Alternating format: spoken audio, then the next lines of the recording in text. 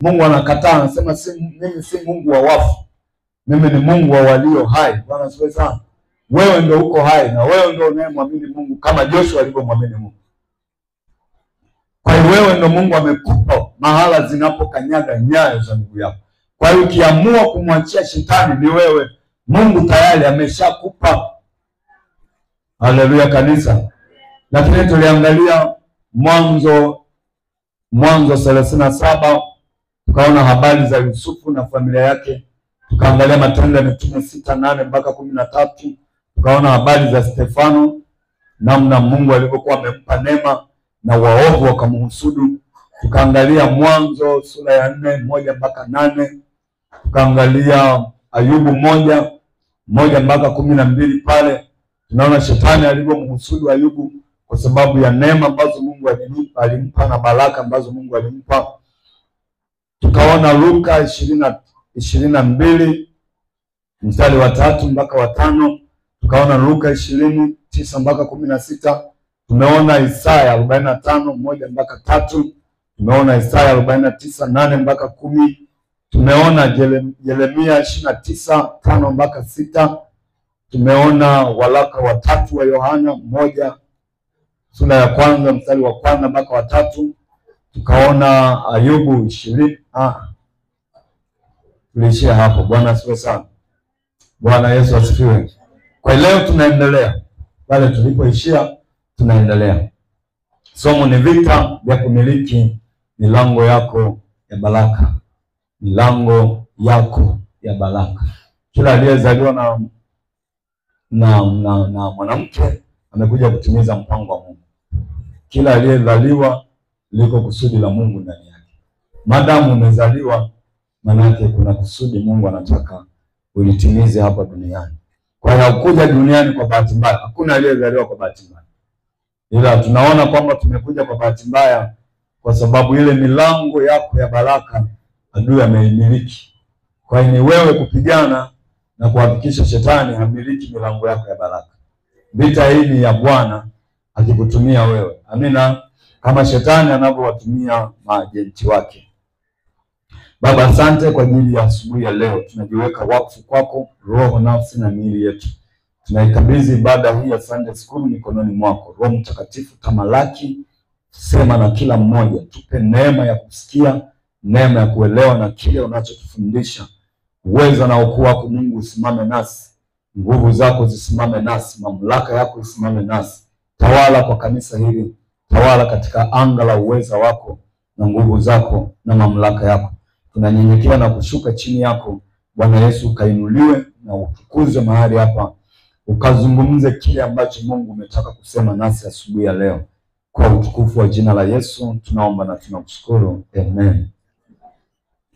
Tuanze na kitabu kile cha Mwanzo. Mwanzo 27. Mwanzo 27 mstari wa 1 mpaka wa 22. Mwanzo 27 mstari wa 1 mpaka wa 22. Alafu tutaruka, tutaandika tutasoma ule wa 35 na wa 36. Kipo kisa hapo nataka tukiangalie. Mwanzo 27 mstari wa 1 mpaka wa 22. Alafu tutaruka tusome ule wa 30. Sio kitabu cha Luka, yani tutaruka hizi mistari ya katikati, tutasoma ule mstari wa 35 na wa 36. Mwanzo 27 1 mpaka 22. Alafu tutaenda mbele pale tutasoma ule wa 35 na wa 36. Anasema hivi: ikawa Isaka alipokuwa mzee na macho yake yalipofuka asione, akamwita Esau mwanawe mkubwa, akamwambia, mwanangu. Naye akamwitikia, ni mimi hapa. Akasema, tazama sasa mimi nimekuwa mzee, wala sijui siku yangu ya kufa, wala sijui siku ya kufa kwangu. Basi nakuomba, chukua mata yako, podo lako na upinde wako, ukaende nyikani, ukaniwindie mawindo, ukanifanyie chakula kitamu namna ile nikipendacho, namna ile niipendayo, ukaniletee ili nile na roho yangu ikakubariki kabla sijafa.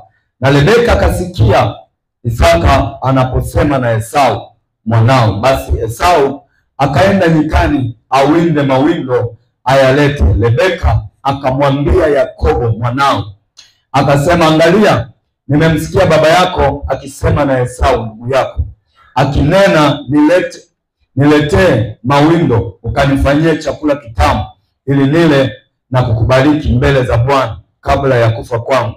Basi mwanangu, sikiliza sauti yangu kama ninavyokuagiza. Enenda sasa kundini ukanitwalie mwanambuzi,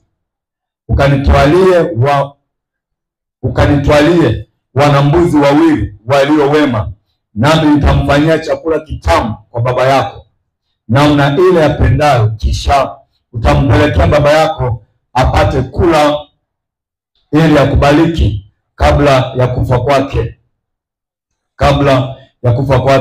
Yakobo akamwambia Rebeka mamaye, Esau ndugu yangu ni mtu mwenye malaika. Malaika nilisema jana ni yale manywele yanayoota mikononi. Yaani saizi si sana, kwa sababu sisi ni kizazi cha mwisho sana, lakini kule alikotoka watu walikuwa wanaota yale manywele mikononi, anakuwa na manywele mengi mikononi. Yakobo akamwambia Rebeka mamaye, Esau ndugu yangu ni mtu mwenye malaika, na mimi ni mtu laini. Labda baba yangu atanipapasa, nami nikawa machoni pake kama mdanganyifu, nami nitajiletea juu yangu laana na wala si baraka. Mamaye akamwambia, laana yako na iwe juu yangu. Mwanangu, usikie sauti yangu tu, enenda ukaniletea wanambuzi. Akaenda akamtwalia, akamletea mamaye. Mamaye akafanya chakula kitamu namna ile aipendaye baba yake. Kisha Rebeka akatoa mavazi mazuri ya Esau. Angalia kitu anachokifanya huyo mama ni tofauti sana. Kisha Rebeka akatoa mavazi mazuri ya Esau mwanawe mkubwa aliyokuwa nayo nyumbani, akamvika Yakobo mwanawe mdogo, na ngozi ya wanambuzi akamvika mikononi, ili aonekane ana malaika, na katika ulaini wa shingo na humu shingoni humu, na katika ulaini mwa shingo yake. Naye akampa Yakobo mwanawe mkononi mwake hicho chakula kitamu na mkate aliofanya. Akaja kwa baba yake akasema, baba yangu. Huyu sasa Yakobo ameenda na udanganyifu wa mama yake, wa yeye na mama yake. Akaenda kwa baba yake akasema, babangu. Akasema, mimi hapa. Unani wewe mwanangu? Yakobo akamwambia baba yake, mimi ni Esau, wakati yeye ni Yakobo. Mimi ni Esau, mzaliwa wako wa kwanza. Nimefanya kama ulivyoniambia. Ondoka tafadhali, ukae kitako, ule mawindo yangu, ili roho yako inibariki. Isaka akamuuliza mwanaye, imekuwaje umepata upesi namna hii mwanangu? Akasema, kwa sababu Bwana Mungu wako amenifanikisha. Huo ni uongo mwingine. Wakati kachukua kwenye kwanza yeye sio Esau, lakini hajaenda hata huko mapolini kuwinda, amechukua kwenye kundi la mwanambuzi. Anasema, kwa sababu Bwana Mungu wako amenifanikisha. Kisa akamwambia Yakobo, karibu tafadhali, ili nikupapase kama alivyokisia. Nikupapase mwanangu, nione kwamba ni wewe ndiye mwanangu Esau ama sivyo. Basi Yakobo akamkaribia Isaka babaye, naye akampapasa, akasema, sauti ni ya Yakobo, lakini mikono ni mikono ya Esau, kwa sababu mamake alimvisha ngozi ya mnyama. Twende ule mstari wa 35. Akasema ndugu yako amekuja kwa hila, akauchukua mbaraka. Hapa sasa Esau amerudi, baba anaongea na Esau. Akasema, ndugu yako amekuja kwa hila, akachukua mbaraka wako. Akasema, je, hakuitwa Yakobo kwa haki? Tafsiri ya Yakobo ni mwizi. Huyo Esau anamuuliza babake, je, huyu ndugu yangu hakuitwa Yakobo kwa haki? Maana amejitia mahali pangu mara mbili hizi, akichukua haki ya mzaliwa wangu wa kwanza, na sasa amechukua mbaraka wangu. akasema, je, hukuniwekea na mimi baraka? Bwana Yesu alibariki neno lake. Bwana Yesu asifiwe sana. Hiki ni kisa cha wana wawili ambao baba yao ni Isaka na mama yao ni Rebeka. Ni kisa kabisa halisi, sio hadithi. Biblia hii sio hadithi. Biblia imeandika yale ambayo yalitokea. Lakini nataka turudi kwenye somo langu, vita ya kumiliki milango yako ya baraka. Angalia, baba anajua saa ya kufa kwangu imekaribia. Na kwa desturi ya kibiblia ilikuwa baraka anayestahili kuzipokea ni mzaliwa wa kwanza. Ndio maana hata leo sisi tunatembelea baraka za mzaliwa wa kwanza ambaye ni Yesu. Mzaliwa wetu wa kwanza Adamu aliharibu. Akaja Yesu kama mzaliwa wa kwanza wa ndugu wengi. Ndio Biblia inavyosema. Kwa ili nifanikiwe lazima niingie kwa huyo Yesu ambaye ni mbaraka, mzaliwa wetu wa kwanza katika ndugu wengi. Sasa Mungu alikusudia kabisa ambariki Esau. Na baba hajakosea, anamwambia mwanae wa kwanza, kwa sababu wa kwanza akibarikiwa yeye anakuwa ni lango, hawa wengine wamebarikiwa. Sasa anamwita mwanae wa kwanza ili ambariki. Na Esau anatii sauti ya baba yake, anaenda kutafuta mawindo ili ayalete kwa babake ale aweze kumbariki kama ilivyo kawaida. Hata sisi ili tubarikiwe lazima tutoe sadaka. Bwana asifiwe sana. Yesu ni sadaka yetu. Mahala pengine Biblia inasema yeye ndio kafara wetu. Alifanyika laana ili mimi na wewe tuwe baraka.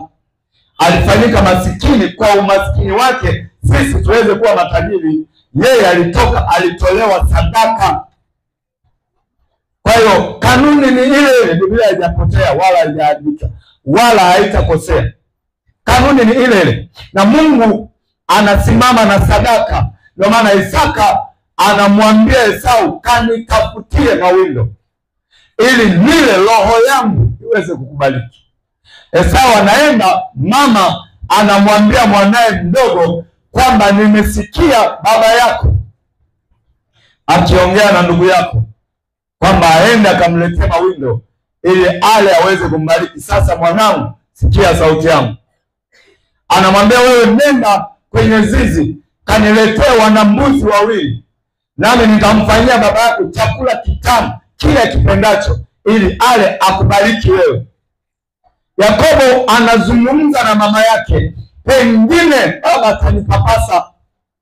Ndugu yangu namjua, ana malaika, ana nywele kwenye mikono yake. Si kwamba nitajiletea udanganyifu na laana badala ya baraka. Mama anamwambia, laana yako na iwe juu yangu. Wewe nisikilize mimi, nenda kafanye kama ninachokuambia. Baadaye Yakobo anatii sauti ya mama, anaenda kwa udanganyifu mbele ya baba yake. Wanachogombea nini? Wanachogombea hapa ni kumiliki malango ya baraka. Bwana Yesu asifiwe sana. Hawagombani kitu kingine. Ndio maana hapa Esau anakuja, baraka imeshachukuliwa, anasema, je, hakuitwa Yakobo kwa haki? Amejitia kwenye nafasi yangu mara mbili. Mara ya kwanza alichukua haki ya mzaliwa wangu wa kwanza. Ili mara ya pili anakuja tena kwa hila, anachukua haki ya mbaraka wangu. Hakuitwa Yakobo, hakuitwa mwizi kwa haki. Sasa rudi kwenye Biblia. Hapa Esau ndio mzaliwa wa kwanza. Haleluya kanisa. Lakini Yakobo anaitwa mwizi kwa sababu ya alichokifanya. Ukisoma Biblia kwenye Yohana 10 inamtaja shetani ndiye mwizi. Kazi yake anaiba. Kazi yake anachukua visivyo vya kwake. Angalia Isaka anasema ndugu yako amekuja kwa hila. Esau anasema hakuitwa mwizi kwa haki. Kwa hiyo vita ya kumiliki ni kubwa sana. Mungu alipoiumba mbingu na nchi, alipoliumba hili shamba, alitaka sisi wanadamu ambao ndio sura na mfano wake tumiliki. Anamwambia kwenye uumbaji Adamu kwamba vyote hivi nimekupa uvimiliki na kuvitawala, vyote nimevitiisha chini ya mamlaka yako.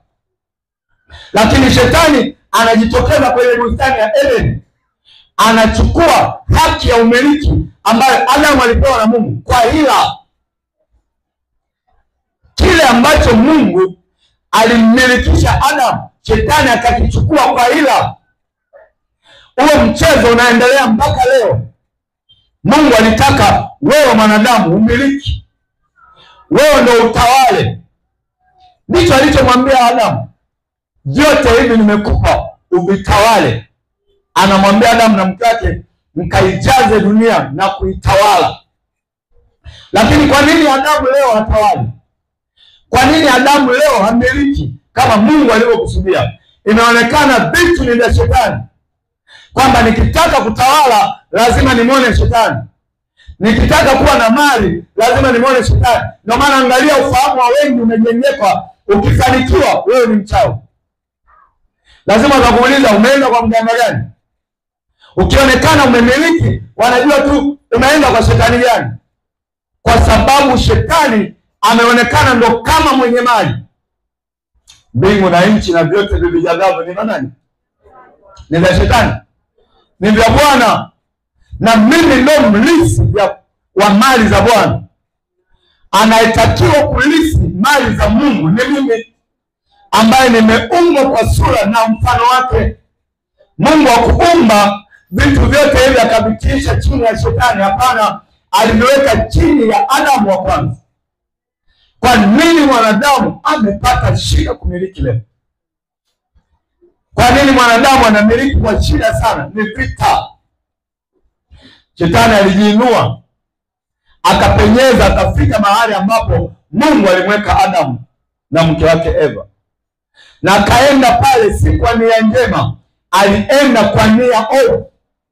Alienda pale kwa hila, ili avuruge mahusiano ya Mungu na mwanadamu. Lakini alichokuwa anafata ni ule umiliki, kwa sababu alitambua mwanadamu amemilikishwa vyote vya Mungu. Haleluya kanisa. Alilijua hiyo.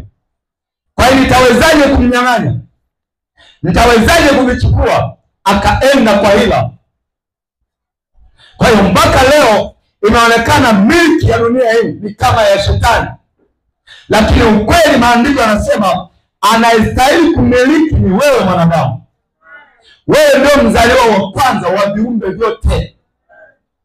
Kabla ya vyote kuwapo, wewe ni mzaliwa wa kwanza wa viumbe vyote. Ndio maana angalia, wanyama wote walipita chini ya Adamu, na Adamu ndiye aliyetoa majina, na majina aliyotoa ndio yanavyoitwa mpaka leo. Lakini Mungu alikupa ufahamu, wewe amekutofautisha na viumbe vyote. Kwa nini? Wewe ni mzaliwa wake wa kwanza.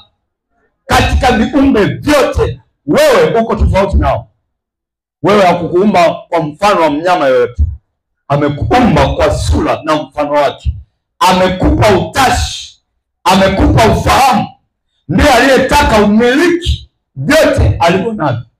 Angalia, Mungu ameweka kila kitu katika hii dunia. Hakumwekea shetani wala hakuwawekea malaika, alikuwekea wewe mwanadamu. Angalia kwenye Zaburi ya 2 anasemaje?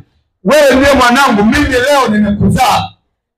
Uniombe nami nitakupa mataifa kuwa miliki yako. Haongei na malaika pale, wala haongei na mashetani. Anaongea na mwanadamu aliyemuumba kwa sura na mfano wake. Sasa kwa nini shetani hataki wewe umiliki? Ndio vita unayoiona hapa kati ya mzaliwa wa kwanza ambaye ni Esau na Yakobo ndugu yake.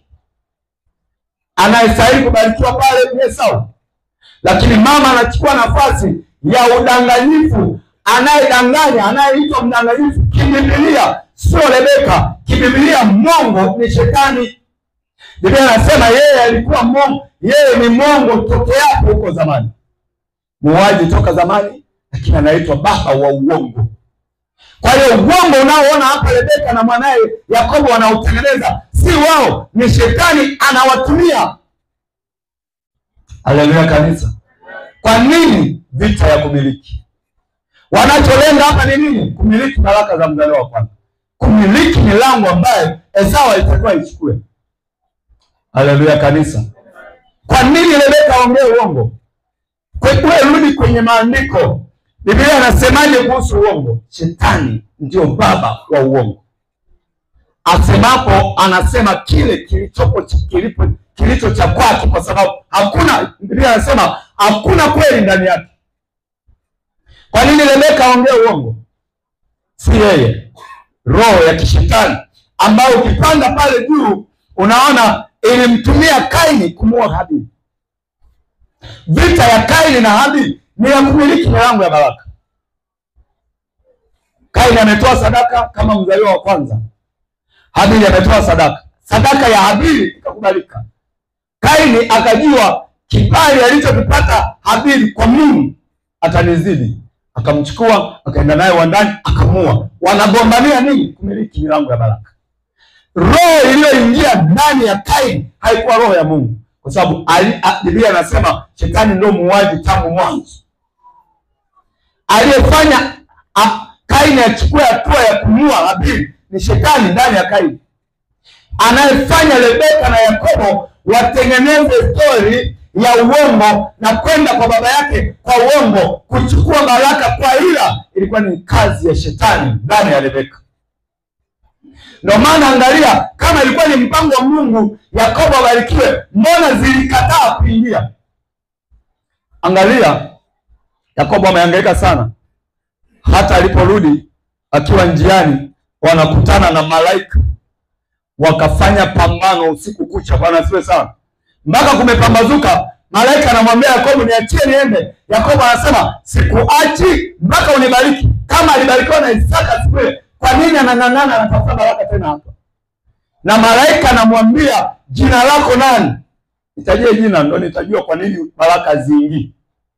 Anasema naitwa Yakobo. Wanaweza asifiwe sana. Naitwa mwizi. Uliiba nini? Niliiba mbaraka wa ndugu yangu. Niliiba haki ya mzaliwa wa kwanza ya ndugu yangu. Kwa nini uliitwa mwizi? Uliiba wapi? Niliiba mara mbili. Niliiba haki ya mzaliwa wa kwanza, lakini nikaiba mbaraka ambao haikuwa stahiki yangu. Anamwambia kuanzia sasa nageuza jina sasa. Hautaitwa tena Yakobo, bali utaitwa Mbarikiwa, mpaka alipobadilishiwa aina ya jina alilokuwa analitumia. Kwa hiyo shetani ndio mwizi tangu zamani. Na shetani ndio anayekataa wewe mwanadamu kumiliki. Angalia kwenye Mathayo. Kwenye Luka, sio Mathayo. Kwenye Luka sura ile ya 20. Luka 20 mstari ule wa 9 mpaka wa 16. Luka sura ile ya 20. Luka 20 9 mpaka 16 pale. Anasema hivi.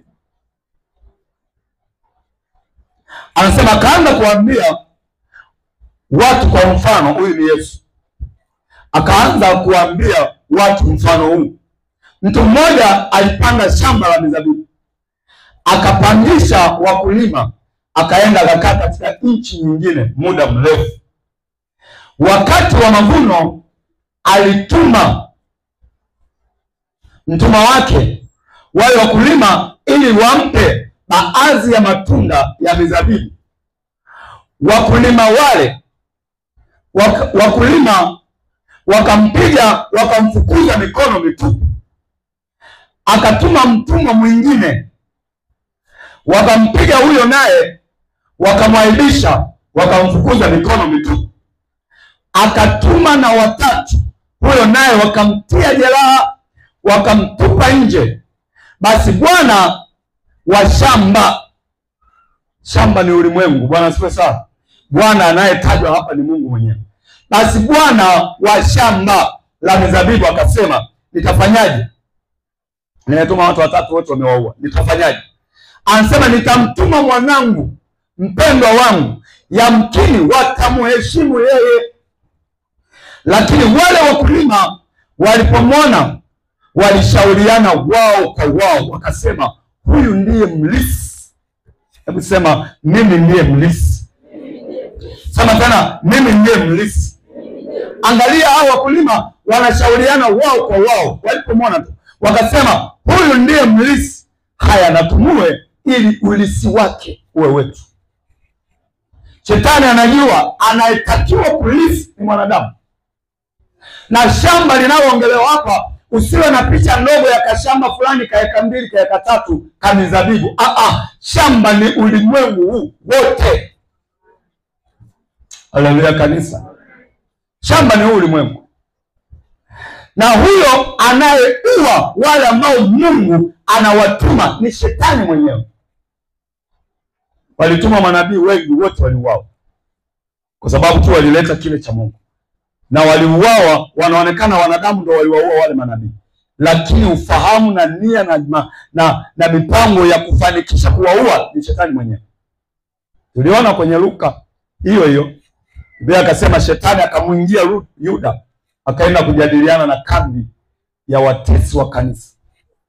Alianza kwanza shetani kuingia kwa Yuda, alafu akajikuta ile roho ya kishetani inamuongoza kwenye kambi ya adui kwenda kujadili namna atakavyomtia Yesu kwenye mikono yao. Kwa nini mwanzo Yuda alikuwa hajadili na kambi ya maadui? Kwa nini mwanzo Yuda alikuwa hayafanya? Baada tu ya Biblia kutuambia shetani akamuingia Yuda, tayari Yuda anaongozwa na yule shetani kwenda upande wa pili na kuambia, mtanipa nini nikimtia Yesu mikononi mwenu? Hapa angalia, Mungu amejadili, Mungu ameamua amtume mwanae wa pekee ambaye ni wewe mwanadamu, ambaye ni Yesu mzaliwa wetu wa kwanza. Mungu anaona hiyo, acha ni mtume mwanangu wa pekee. Alafu wao walipomwona wakaanza kujadili, na wanajua kabisa kwamba huyu mwanadamu ndiye anayetakiwa kulisi. Angalia, wakajadiliana wao kwa wao. Biblia inasema wakasema, huyu ndiye mlisi, haya natumue ili ulisi wake uwe wetu. Hiyo ndo vita ya kumiliki. Wanaweza asiwe sana. Shetani anajua kila kitu. Anajua shamba ni la baba yetu, ni la Mungu. Mungu ni baba. Kwa maandiko mengi yanamdhihirisha yeye ni baba yetu, mbali ya uumbaji. Lakini anasema kwenye Zaburi ya 2, wewe ndiye mwanangu, mimi leo nimekuzaa. Iko imani zingine wakisikia hivyo wanagazibika, Mungu akuzaa. Mungu hana mtoto. Wanataka sayansi ya kibinadamu kwamba azae kama sisi wanadamu tunavyozaa. Wewe kunitambua neno la Mungu.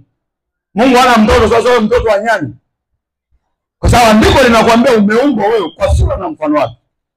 Na Biblia inasema alivyo baba ndivyo walivyo na watoto. Sasa wanasemaje kwamba Mungu akuzaa? Katuzaa sisi. Haleluya kanisa. Kwa hiyo walitaka Mungu awe kama mwanadamu, waone anaenda kliniki, anaingia maternity ndio tuamini amezaa. Yeye ni Mungu. Kwa neno lake katufanya sisi. Haleluya kanisa. Mbingu na nchi vyote vilifanyika kwa neno lake. Na anasema na tumfanye mtu. Haleluya kanisa. Kwa hiyo wakajadiliana. Hayo ni mashetani. Yanajua kabisa, yanajadiliana ndani ya wanadamu ambao ni maajenti wake, kwamba huyu ndo mlisi. Sasa tumue tuone ulisi wake. Huo ulisi wake tuchukue sisi. Kwa hiyo shetani anapambana sana mahali pa kumiliki. Ndio maana vita ya kumiliki ni kubwa, si nchi, si familia tu, kimataifa pia. Leo unaona kinachoendelea duniani kote, mauaji makubwa yanayoendelea ni kumiliki. Haleluya kanisa. Bwana Yesu asifiwe. Vita ya kumiliki ni kubwa sana. Na haijaanza leo. Anayeua unaweza kaona ni taifa fulani linapambana na taifa fulani, lakini kweli pale ni shetani yuko kazini kuharibu kazi ya Mungu. Anapokuporomosha wewe, anajua kabisa ninamuumiza Mungu. Anapokuua wewe, anajua kabisa anagusa moyo wa Mungu. Na watu wanauana. Kuanzia kwenye ngazi ya familia. Tuliona tulikotoka familia ya mzee Yakobo.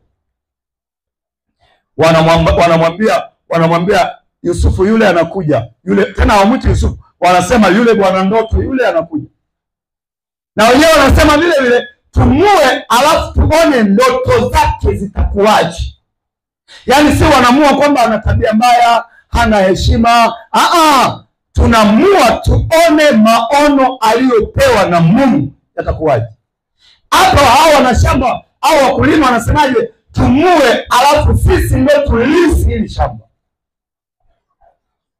Kwa shetani akikutazama hivi, anaona milango yako ya baraka ambayo Mungu amekukusudia uwe nayo.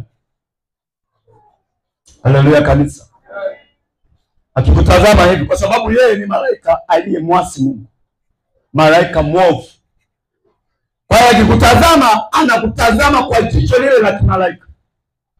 Anaona yaliyoandikwa juu yako, anaziona baraka zako zilivyo.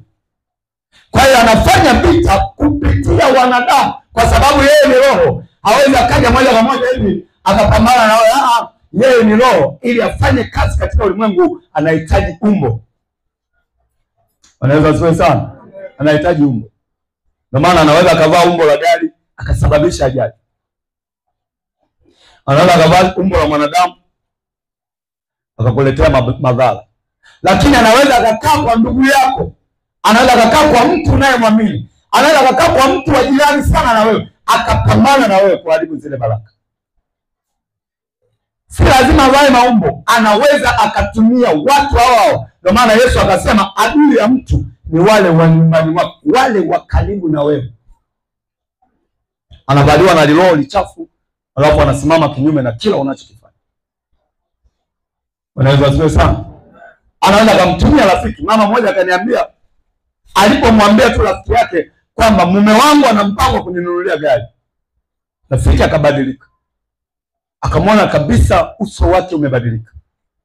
Lakini ndo rafiki yake wa karibu, lakini ndo msiri wake, ana siri nyingi. Kitendo cha kumwambia mume wangu ameahidi kuninunulia gari, anasema hali yake ikabadilika.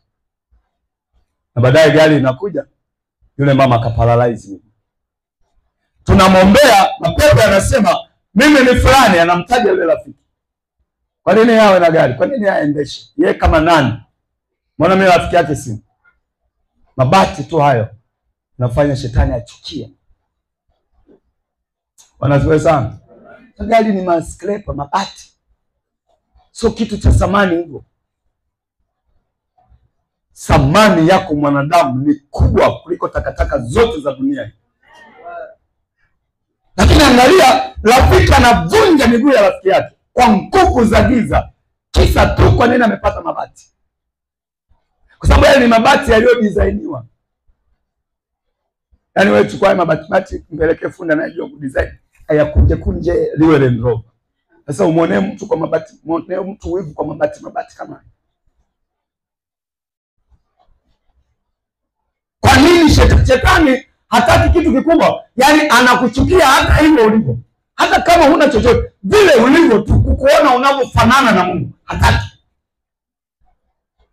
Ndio maana anaga sababu ya msingi siku zote. Hivyo ulivyo, kwa kuumbwa tu kwa sura na mfano wa Mungu, kwake ni chukizo. Kamvunja miguu. Tunamwombea, baada ya maombi mapepo yale yakaondoka mzima kabisa. Mwingine angalia, tulimwombea hapa, kisa tu ametoka kwenye biashara alipokuwa anafanya biashara na bosi wake, amefungua ya kwake, wakataka alibaki hivi wamue. Yaani wewe umefanya kazi labda kwenye gereji, umefika mahali unaona kwa nini niendelee kufanya kazi kwenye hii gereji na mimi wakati nina uwezo kwa kuanzisha ya kwangu. Ndio alichofanya yule dada. Alikuwa anafanya kazi saluni moja, akaamua sasa na nimepata kahela, acha nikafungue ya kwangu, sina jua na mimi. Kwa hiyo akaenda akafungua saluni ya kwake. Tayari vita vikaanza. Hivi mimi nikikaa na mtu alafu nikaona yule mtu amefanikiwa, si faraja kwangu kwamba alipita kwenye mikono yangu hiyo, na mimi walao nimemwezesha mtu fulani. Lakini angalia, walihangaika naye kwenye hospitali, wanamleta hapa, amenyamaza. Yani wanasema hasemi hali, hafanyi chochote, kanyamaza kimya. Nimleta la kibajaji, kila unakopeleka yani mikono tepe tepe huko tepe. Kambeba, mweka hapa, kaanza kumwombea. Mwombea sana, omba kwa kina. Hakuna kinachoonekana. Yani hata kutikisika. Endelea kuomba, endelea kuomba kwa kina. Ndio tunaona mtu mapepo anaanza kujiinua ndani. Vurugu. Mtu ambaye alikuwa hajiwezi, kila atupeleka huko anafuata, ikabidi tumshikilie wote tuliokuwa siku hiyo. Amekuwa na manguvu ya ajabu. Ndio anaongea huyo mmiliki wa saluni ya kwanza kwamba mchungaji, ukitaka nimwache huyu, mwambie afunge ile saluni. Angalia vita ya kumiliki. Kwamba sasa hata kuwa analipwa, sitakuwa nampangia leo chukua 5,000. Sasa atakuwa na mapato yake, manake yatampelekea naye kufanya maendeleo. Sitaki. Unaweza sio sana. Vita ya kumiliki. Hiyo ndio pango ya shetani. Sasa angalia, hao ni wanafamilia.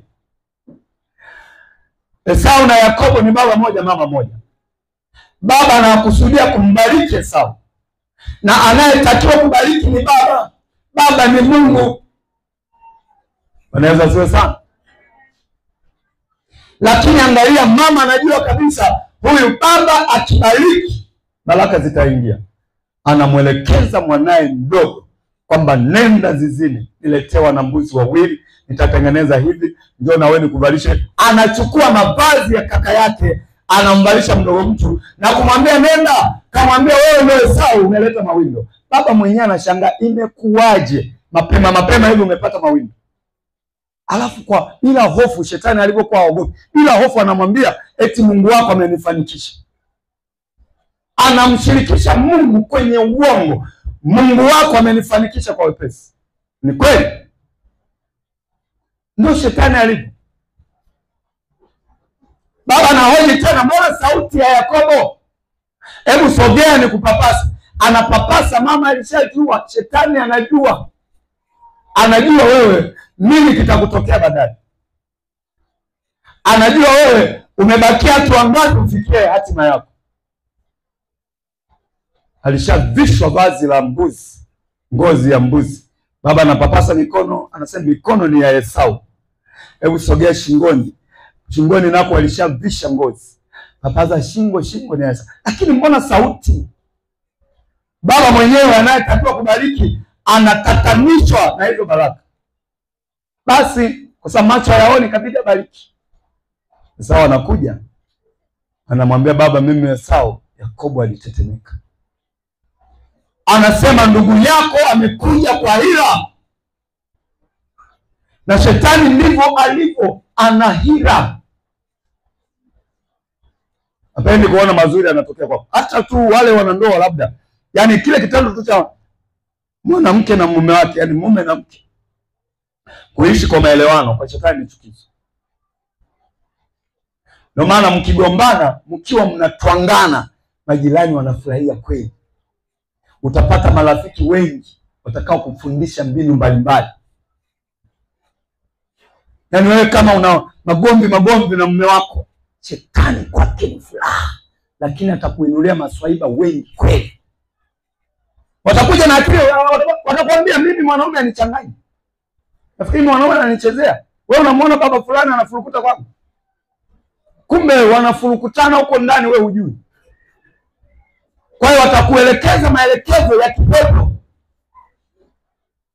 Lakini wanaona mnaingia na mnatoka pamoja, mnaishi kwa amani, mna furaha chumbani kwenu au ndani ya nyumba yenu, kuna vicheko vinasikika. Shetani hataki. Anataka asikie vilio. Kwa maana ya Yesu kusema nasi hatukosi kuzijua hila za nani? Shetani ndo baba wa hila. Angalia, mwana wa Mungu anakuja. Wanasema huyu ndio mlisi na tumue, alafu ulisi wake uwe wetu. Hivi ukitaka kitu mpaka uwe mtu? Unazungua sana. Kwa nini muue? Shetani. Biblia inasema shetani ndio muuaji. Yaani yeye alikuwa muuaji tangu hapo. Anaendeleza hiyo mission mpaka leo. ya kuua alafu amiliki, anaua alafu anamiliki. Mmoja akaniambia, mchungaji, natafuta kazi sipati, vyeti vyangu vizuri, lakini kuajiliwa ni issue. Sasa nikipeleka mahala wananihitaji kweli, yani wanasema mtu wa aina yetu tunamhitaji, lakini baada ya pale siitwi wala sichukuliwi. Sasa ngoja nikuombe. Ile namwombea, mapepo yanasema hivyo vyeti tayari sisi tunatumia. Mimi nimeingia kwenye ajira kupitia hivyo vyeti. Mchungaji, unasemaje? Unataka mimi niaibike? Anasema mimi sijasoma, lakini niko na huyu tangu mdogo, akiwa mdogo kabisa niko na huyu. Kwa hiyo amesoma yeye, mimi ndo nimeajiriwa. Dada namuuliza, baada ya kumfungua pale namuuliza, anasema kuna siku nilikuwa kwenye foleni sijui ya kufanyaje. Yaani alijua kabisa tayari siku hiyo na nimepata kazi. Anasema kilichotokea hata sikuamini. Kwa hiyo nilipotoka pale nikakaa kwenye gogo fulani, sijui kwenye bench. Yaani nililia kilio kile cha ndani. Kwa nini Mungu mimi hivi? Kwa nini mimi maisha yangu yamekuwa hivi? Anasema nimemaliza kule, nimeinua macho, nikamwona mtu nilivyo ndo alivyo. Kakaa hapa pembeni. Yaani nilivyo mimi hivyo ndo yuko hivyo hivyo. Tukatazamana, nikapiga kelele, akapotea. Nikamwambia ndo huyo amejidhihirisha hapa wakati tunakuombea kwamba yuko kama ulivyo, yuko nawe tangu mdogo. Anatumia vyeti vyako kufanya kazi, ameajiriwa mahala fulani. Ndio maana kila ukipeleka vyeti vyako wanashangaa, na mbona hivi vyeti kama feki? Na kilichomuuliza siku hiyo aliambiwa hivyo hivyo, mbona vyeti vyako vinaonekana feki, alafu inaonekana tayari kuna mtu anafanya kazi kwa jina hili. Unasoma wewe, unataabika wewe kwenye kumiliki, anamiliki mwingine. Sema haikubaliki kwa jina la Yesu. Sema sitakubali kwa jina la Yesu. Na maana maombi ya vita, ukiomba kilele mama, kuzimu utaishinda. Yesu anaposema nimekupa amri, nimekupa mamlaka, maana yake amekupa uwezo wote, ni wewe kuamua. Lakini ukiomba kigoigoi, wenzako huwa hawana ugoigoi. Yenyewe kwenye ulimwengu wa giza kule yako serious. Ndio maana watumwa wa shetani wote wakifanya kosa, adhabu inayoandama aidha afe yeye au auwe mtu kufidia ile adhabu aliyofanya, kosa alilofanya. Sisi huku kwa Mungu wetu unaweza kukosea na Mungu wa rehema tu akakurehemu tu. Kule haiko hivyo. Wao ni zaidi ya jeshini. Jeshini ukosea utarushwa vichwa, wao sio kichula chula. Ufe au tuletee mtu hapa. Kauwe mtu tuletea.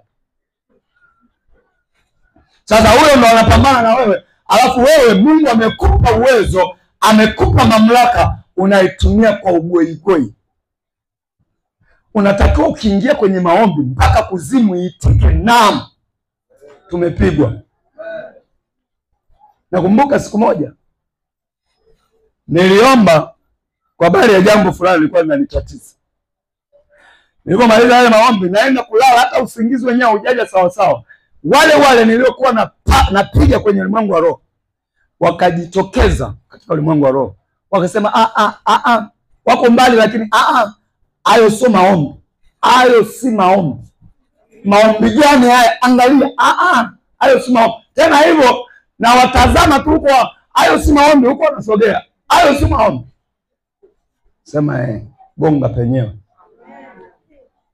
So naomba ukimzaa Mungu, utafika mbinguni, Mungu anakuambia unaona hivi vyote hivi vilikuwa vya kwako, lakini kwa sababu ulichukua mambo kwa wepesi, unaona waliovishikilia. Unaona waliovishikilia. Mmoja tulimwombea hapa, ninamjua Loveness. Wanasiwe sana. Alikuwa anavaa miwani kwamba macho eti hayaoni.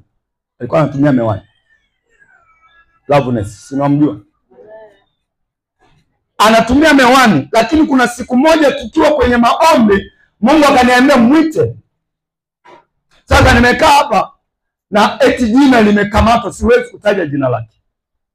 Nimebaki tumwite yule. na yeye ndo anaondoka sasa, ibada shaisha anaondoka. Wakamkimbia. Baadaye nakumbuka nilikumbuka alikuwa ni mweka hazina wa vijana. Nikasema mwite mweka hazina wa vijana. Jina madudu yamezuia nisilijue jina lake. Kamkimbia, wakamkuta eneo, wakamwita, mchungaji anakuita. Karudi hapo. Nikamwambia Mungu ameniambia wewe macho yako si mabovu. Wewe ni mzima. Nikuombee. Njoo hapa. Toa ile miwani, kaanza kumwombea. Vurugu iliyotokea hapo. Yanasema huyu ana macho makali. Kwa hiyo tumeweka kwa watoto wetu wanasomea. Yeye tumempa macho yaliyotoboka toboka. Aya ya kwake makali sana. Wanasomea watoto wetu. Na tangu siku ile hii ni mashahidi. Hajavaa tena miwani, macho hajamsumbua tena mpaka amesafiri. Sasa niambie, pasipo kuomba, maana yake mpaka leo hata miwani yenyewe ingekuwa haifai. Inawezekana angekuwa anatembelea simu na ni msichana tu, hata kuolewa hajaolewa. Kwa hiyo kila kitu lazima kwanza uliza katika ulimwengu wa roho. Mungu, hii iko sawa? Ni wewe umetaka hii? Naweza karidhika tu kwamba nimepima, nimeambiwa mirija ya uzazi imeziba. Kumbe wenzako wamefukia. Jana tuliona kwenye maandiko shetani amefukia visima vya Yakobo, vya Ibrahimu. Isaka anaamua kuvichimbua kwa upya. Kwa hiyo wanaweza tu wakafukia kile ambacho Mungu alikupa. Nasema tumechukua macho yake ndio watoto wetu wanasomea. Alafu tumeweka macho yaliyotoboka toboka. Mpaka leo ameondoka, hajateseka tena na yale macho. Kwa hiyo si kila kitu ni ugonjwa. Vingine vimebadilishwa. Kama vile Esau alivyonyang'anywa mara ya kwanza haki ya mzaliwa wa kwanza, na mara ya pili amerudi amenyang'anywa baraka za mzaliwa wa kwanza. Hiyo ndio kazi ya shetani. Lazima ujue. Naposema maombi ya vita, lazima ujidhabiti kupambana. Bwana asifiwe sana. Lazima ujidhabiti. Lazima amua. Na Mungu yuko na walioamua. Yaani wale ambao wamejizatiti kwamba hii hali siitaki. Angalia wale wakoma wangapi wale. Waliposema tukikaa hapa njaa itatuua, si ndio? Kule kuna maadui zetu na wenyewe watatuua. Tukienda watatuua. Lakini kule kuna chakula. Hapa tutakufa kweli na njaa. Kule watatuua, lakini watatuulia kwenye masinia ya wali. Acha tuende liwalo na liwe. Walipochukua hatua hiyo, nini Mungu alifanya? Akashikamanisha nguvu kwenye miguu yao. Ndio? Amen. Ndio imani hiyo Mungu anaitaka. Lazima ufike mahala hii hali nimeikataa, sitaki. Nitaomba nione mbingu zinasemaje. Nitapigana nione upande wa pili wanasemaje. Unapochukua hatua madhubuti kama hii, Mungu anashikamanisha maombi yako. Lazima yalete matokeo. Simama kwa miguu yako. Muda sio rafiki. Kwa kuwa tunaendelea na wiki inayokuja, wala usijali.